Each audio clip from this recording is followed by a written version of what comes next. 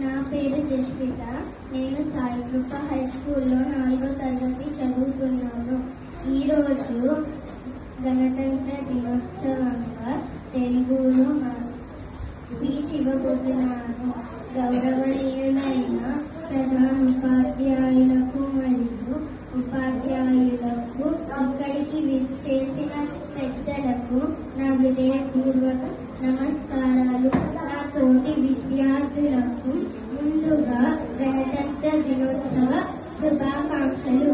1950 జనవరి 26వ తేదీన భారత రాజ్యాంగం అమలులోకి వచ్చినందున ఈరోజు గణతంత్ర దినోత్సవంగా జరుపుకుంటున్నాము.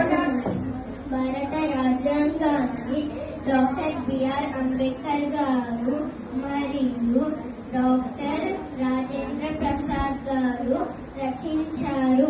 భారత రాజ్యాంగాన్ని రచించడానికి 2 సంవత్సరాల 11 నెలల 18 రోజుల సమయం పట్టింది.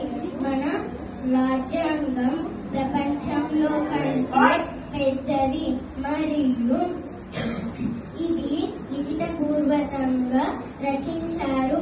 భారత రాజ్యాంగాన్ని రచించడానికి సుమారుగా 64 లక్షల రూపాయలు ఖర్చయ్యాయని అంచనా.